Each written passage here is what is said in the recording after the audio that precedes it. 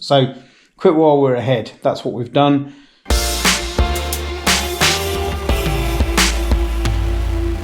So hello and welcome to the vlog. I'm here I guess this is the dining room. I mean, it's not a place we do many vlogs from, but I'm here to do some work on the kitchen table, or the dining room table, I guess, as it's in the dining room. I have that and I have that, which are sort of clues but still going to leave you a lot guessing as to what we're up to. The answer lies in this little gig bag. So before we do what's in the bag, let me give a little bit of an explanation.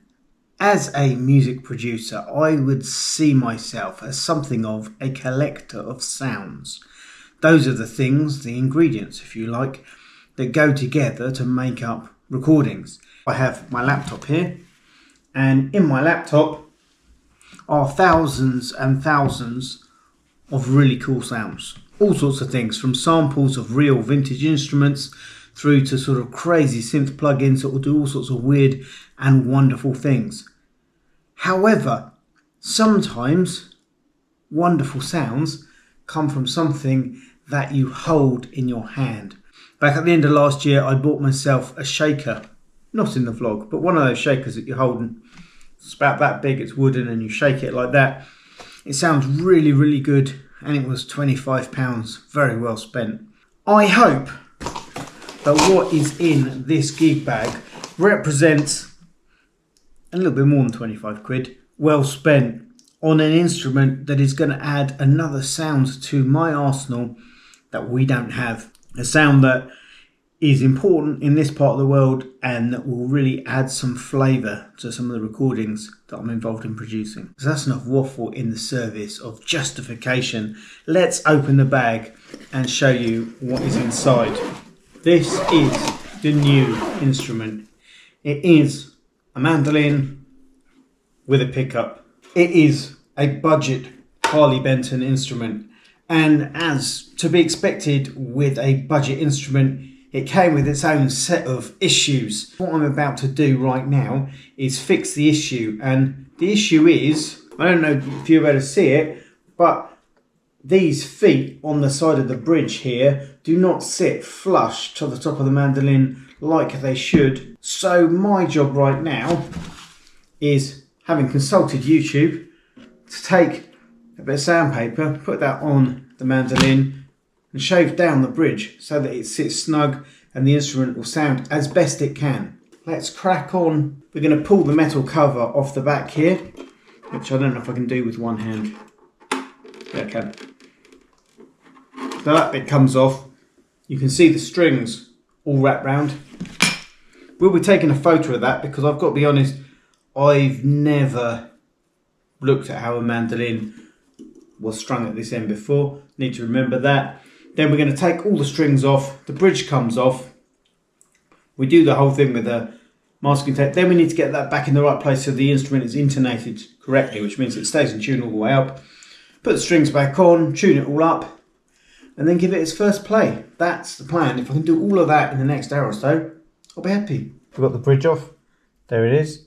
As you can see, the bit there, that's what we're going to be smoothing out. This bridge needs to maintain an ever so slight sort of backwards lean. It's going to go like that, and then we don't need that bit on there for now. So then we're just going to come back.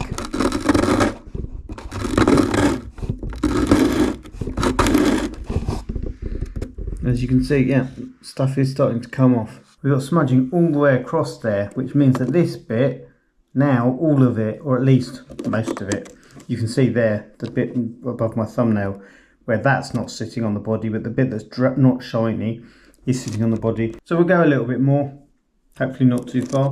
Here we have the bridge. Truth be told, it is not 100% flush because, well, I'll show you.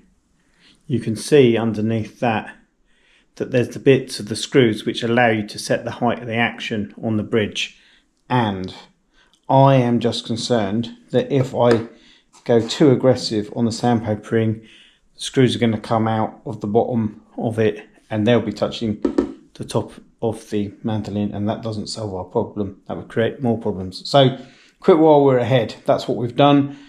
Time to put the strings back on. So strings back on. Bridge in place.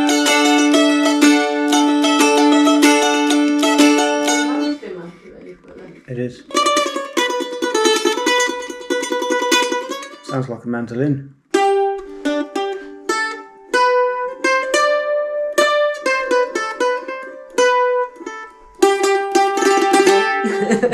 So I'll be honest, given its super entry level price point, I'm pretty happy with how this sounds.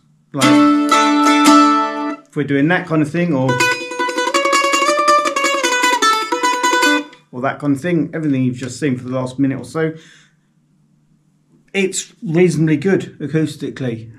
However, the reason why I got this model is that right there, the pickup, and the reason for that is I can imagine us playing it just as a straightforward mandolin live, and then with the pickup you can just go straight into the PA. You've got no faffing around with microphones. Very, very good for like live context. However, having a pickup opens us up to some possibilities of plugging this in, not straight into the PA, but straight into the guitar amp with some pedals. So what have we got here? We have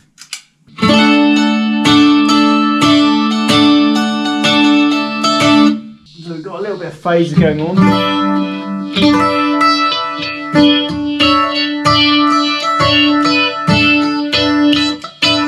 And then let's go full on with some delay.